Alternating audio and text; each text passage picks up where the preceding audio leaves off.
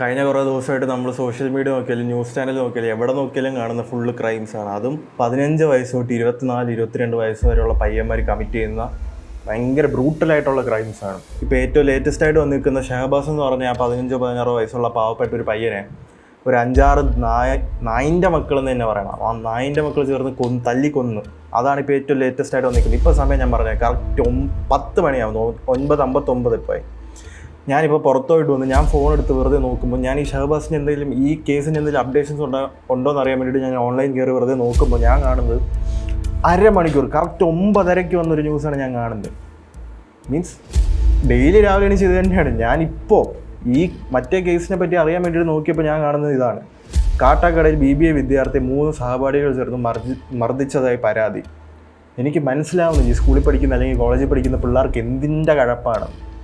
ഇത് ഒന്നും രണ്ടില്ല. ഈ ഷഹബാസിലോ ഇപ്പം ഈ പറഞ്ഞതിലോ ഒന്നും അടങ്ങുന്നതല്ല. ഇഷ്ടം പോലെയാണ് നമ്മുടെ നാട്ടിൽ നടക്കുന്നത്.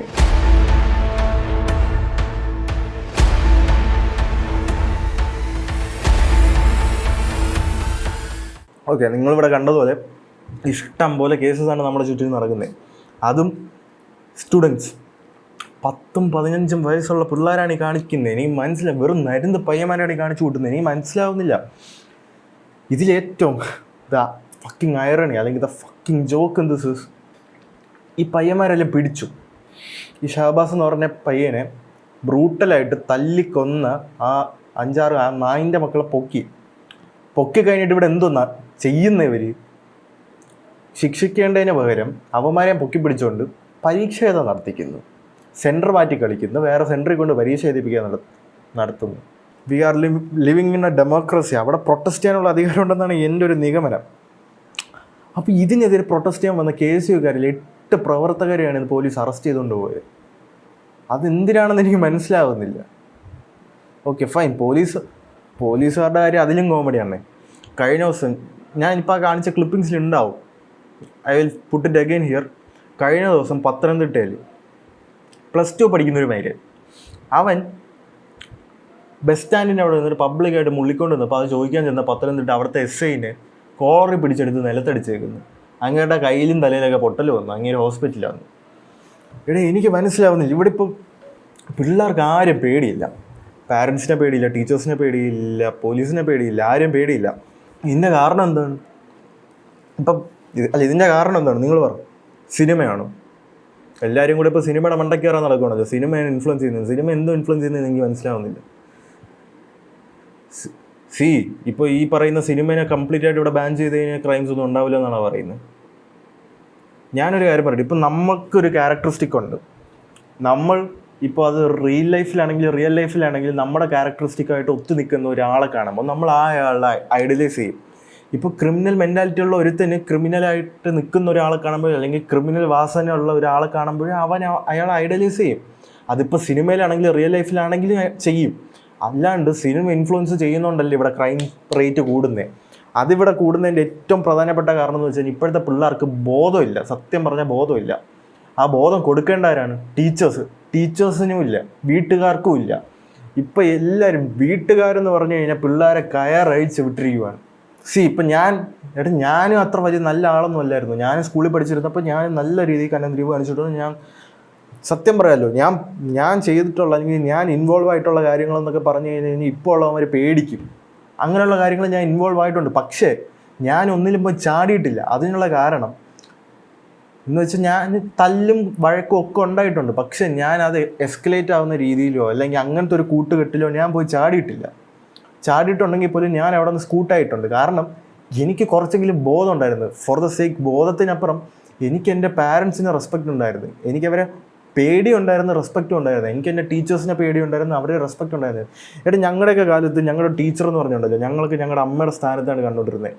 ഇപ്പോഴും അങ്ങനെ തന്നെയാണ്. ഞാൻ എൻ്റെ പഴയ ടീച്ചേഴ്സിനെയൊക്കെ ഇപ്പോഴും ഞാൻ അങ്ങനെ തന്നെയാണ് കാണുന്നത്. ഞാൻ അവരെ കാണാൻ പോകുമ്പോഴും പണ്ടത്തെ അതേ റെസ്പെക്റ്റ്, മേ ബി കൂടിയിട്ടുണ്ടെങ്കിലേ ഉള്ളൂ, ഒരിക്കലും കുറഞ്ഞിട്ടില്ല. ഓക്കെ, ഇവിടെ ഞാൻ പറഞ്ഞില്ല, ഇവിടെ ഏറ്റവും വലിയ പ്രശ്നം എന്ന് വെച്ച് കഴിഞ്ഞാൽ മെൻറ്റാലിറ്റിയുടെ പ്രശ്നമാണ്. ഈ പിള്ളേർക്കെന്ന് പറഞ്ഞു കഴിഞ്ഞാൽ ഈ പിള്ളേരെ മോൾഡ് ചെയ്തെടുക്കേണ്ടത് നമ്മൾ വീട്ടിൽ നിന്ന് പാരൻസ് എന്ന് പറഞ്ഞു കഴിഞ്ഞാൽ ഇപ്പോൾ ഇവിടെ കുറേ ഫക്കിങ് വൃത്തികെട്ട റൂൾസ് ഉണ്ടാക്കി വെച്ചിട്ടുണ്ട്. പിള്ളേരെ തല്ലാൻ പാടില്ല, പിടിക്കാൻ പാടില്ല, ഇരുത്താൻ പാടില്ല, കിടത്താൻ പാടില്ല. എന്ത് മയിലാണെന്ന് എനിക്ക് മനസ്സിലാവുന്നില്ല.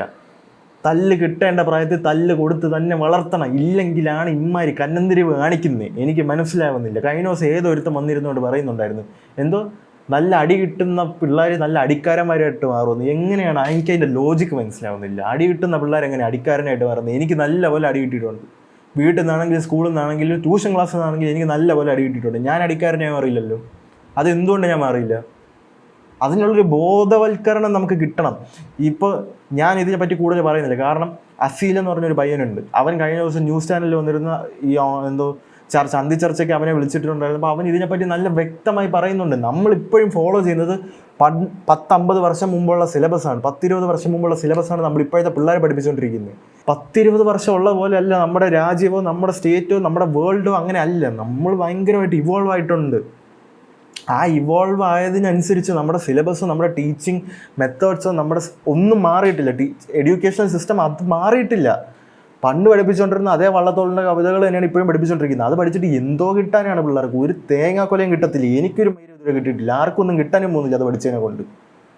ഓക്കെ, ഇപ്പം പറയും ലാംഗ്വേജ് വർദ്ധിക്കുന്നു. ലാംഗ്വേജ് വർദ്ധിക്കുക, അതൊന്നും പഠിപ്പിച്ചിട്ട് കാര്യമില്ല. ആ പ്രായത്തിൽ അത് പഠിപ്പിച്ച് കഴിഞ്ഞാൽ ലാംഗ്വേജ് വർദ്ധിക്കത്തില്ല, ഈ ലാംഗ്വേജ് ഇമ്പ്രൂവ് ആവത്തുമില്ല. അതിന് നമുക്ക് കുറച്ച് ബോധം പൊക്കണം വരുമ്പോൾ നമുക്ക് തന്നെ തോന്നണം നമ്മുടെ ലാംഗ്വേജ് നമുക്ക് ഇമ്പ്രൂവ് ആക്കണം, അല്ലെങ്കിൽ നമ്മുടെ വൊക്കാബുലറി നമുക്ക് ഇമ്പ്രൂവ് ആക്കണം, കുറച്ചും കൂടി ആർട്ടിക്കുലേറ്റ് ആവണമെന്നൊക്കെ നമുക്ക് തന്നെ തോന്നണം. അപ്പോഴേ അത് മാറത്തുള്ളൂ. അല്ലാണ്ട് ഈ കവിതയും കഥയും പഠിപ്പിച്ചെന്ന് പറഞ്ഞാൽ ഒന്നും മാറത്തില്ല. ഞാൻ അതിനെപ്പറ്റി കൂടുതൽ പോകുന്നില്ല. നിങ്ങൾക്ക് വേണമെങ്കിൽ ഞാൻ ആ ബൈറ്റിൻ്റെ അല്ലെങ്കിൽ അസീൽ എന്ന് പറഞ്ഞ പുള്ളിക്കാരൻ്റെ ഇതിൻ്റെ ലിങ്ക് ഞാൻ താഴെ കൊടുത്തേക്ക്. നിങ്ങൾക്ക് വേണമെങ്കിൽ അത് കയറി ഫുള്ള് കാണാം. ഞാൻ വെറുതെ അതിനെപ്പറ്റി പറഞ്ഞ് ഓവറാക്കുന്നില്ല. ഞാനിവിടെ പറയുന്നത് ഏറ്റവും കാര്യം lack of emotional control. Emotional control എന്ന് പറയുന്ന ഫക്കിങ് സീറോ പിള്ളേർക്ക് ഇപ്പോൾ ഉള്ളത്. ഒന്ന് പറഞ്ഞ് രണ്ടാമത്തേനെ കയറി ഇടിക്കുക, കുത്തുക, വെട്ടുക, മാന്ത, പിച്ച്. എനിക്കറിയത്തില്ല എന്തിനാണ്, ഐ ഡോണ്ട് നോ. എടാ ഞാൻ വിചാരിപ്പുണ്ട്, I am a big supporter of bullying. Bullying നല്ല കാര്യമാണെന്നാണ് ഞാൻ പറയുന്നത്. ബുള്ളിങ് കിട്ടാത്തവന്മാരാണ് ഈ വഷളായി പോകുന്നത്. ബുള്ളിങ് എന്ന് വെച്ച് കഴിഞ്ഞാൽ ഹെൽത്തി ബുള്ളിങ്, അല്ലെങ്കിൽ ഈ റാഗിങ്ങോ അല്ലെങ്കിൽ ഫിസിക്കലി ഉള്ള ബുള്ളിങ് അല്ല ഞാൻ പറയുന്നത്. ഇപ്പോൾ ഒരുത്തൻ തടിയനാണ്. ഇപ്പോൾ എൻ്റെ ഒരു ഫ്രണ്ടാണ്, അവൻ ഇപ്പോൾ തടിയനാണ്. എൻ്റെ അനിയൻ ഇപ്പം തടി വെക്കുന്നുണ്ടെങ്കിൽ ഞാൻ പറയട്ടെ, നീ തടിയനെ എന്ത് തടി കാണിക്കുന്നതെന്ന് പറഞ്ഞ് ഞാൻ അവനെ ബുള്ളി ചെയ്യും. അത് ഞാൻ അവനെ കളിയാക്കണം എന്നുള്ള ഉദ്ദേശം കൊണ്ടിട്ടൊന്നുമല്ല. അത് കേട്ടിട്ട് അവന് ബോധം വരണം, അവനത് മനസ്സിലാവണം, അവന് തടിയായി, അവനത് മാറ്റണം, ഹീ ഷുഡ് വർക്ക് ഔട്ട്. അത് അവന് മനസ്സിലാവാൻ വേണ്ടിയിട്ടാണ് ഞാൻ ചെയ്യുന്നത്. അതിനെപ്പറ്റി ഞാൻ ഇപ്പോൾ പറയുന്നില്ല, അതിനെപ്പറ്റി ഞാൻ പിന്നെ പറഞ്ഞുതരാം. ഞാൻ പറയുന്നത് ഇവിടെ ലാക്ക് ഓഫ് ഇമോഷണൽ കൺട്രോൾ അല്ലെങ്കിൽ സെൽഫ് കൺട്രോൾ.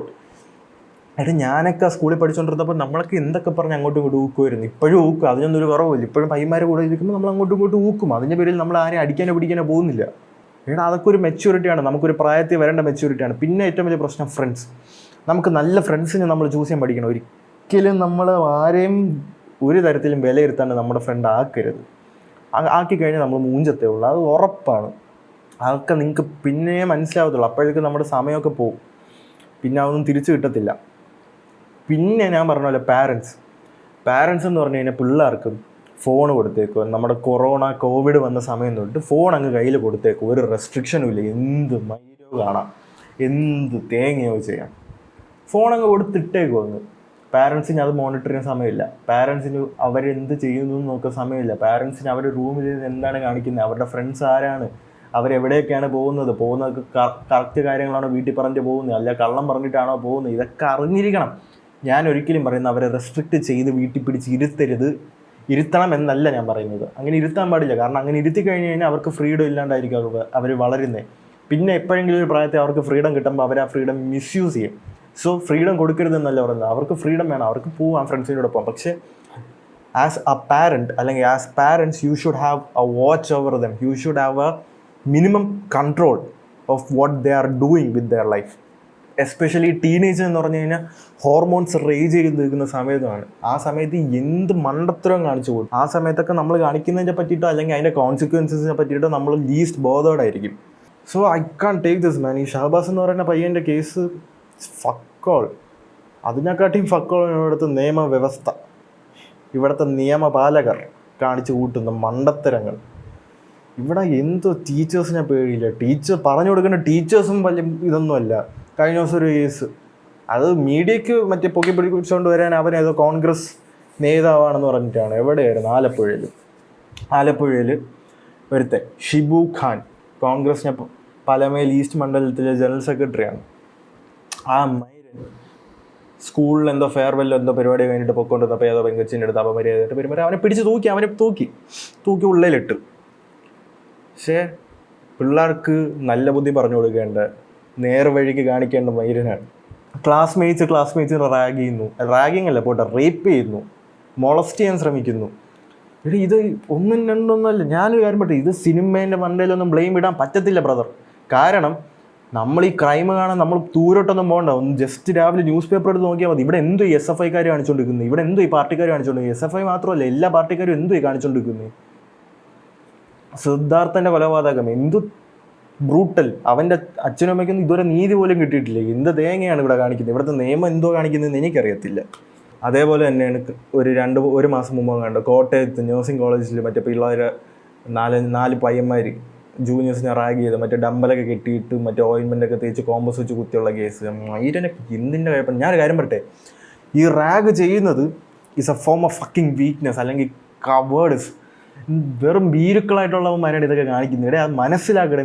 നീയൊക്കെ വെറും ഭീരുക്കളാണ്. അല്ലാണ്ട് നീയൊക്കെ ഒരു 5-6 പേരോ പോയിട്ട് 2-3 പയ്യന്മാർ, അത് നിൻ്റെയൊക്കെ കാട്ടി ജൂനിയേഴ്സായിട്ട്, അത് സ്കൂൾ കഴിഞ്ഞിട്ട് കോളേജിലോട്ട് വരുമ്പോഴത്തേക്ക് ആ പിള്ളേർക്ക് ഒരു തേങ്ങ അറിയത്തില്ല.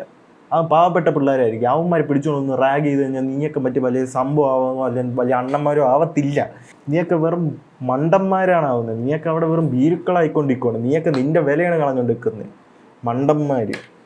ഈ ഒരു തേങ്ങ, ഒരു ഇമോഷണൽ കൺട്രോളും ഇല്ല, ഒരു ഡിസിപ്ലിനും ഇല്ലാണ്ട് ജീവിക്കുന്നതിൻ്റെ കുഴപ്പമാണ്. You should have fucking discipline.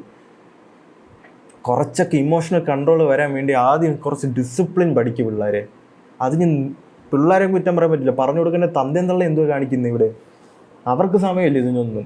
അവരങ്ങ് സ്കൂളിൽ ടീച്ചേഴ്സ് നോക്കിക്കോളൂ എന്ന് പറഞ്ഞങ്ങ് വിടും. എന്നിട്ട് പഠിക്കുന്നില്ല എന്തോ ചെയ്യും, പഠിപ്പിക്കാനല്ല ശ്രമിക്കുന്നത്. അല്ലെങ്കിൽ മോനെ നിൻ്റെ പ്രശ്നം എന്തോന്നല്ല, അല്ലെങ്കിൽ പിടിച്ചിരുത്തി പഠിപ്പിക്കുകയല്ല ചെയ്യുന്നത്. നേരെ ട്യൂഷൻ ക്ലാസ്സിൽ കൊണ്ട് ഒരു 10,000 രൂപയും കൊടുത്ത് അവിടെ കയറ്റി വിടും. പഠിപ്പിച്ചോ, എൻ്റെ മോനെ പഠിപ്പിച്ച് പാസ്സാക്കി തരണം.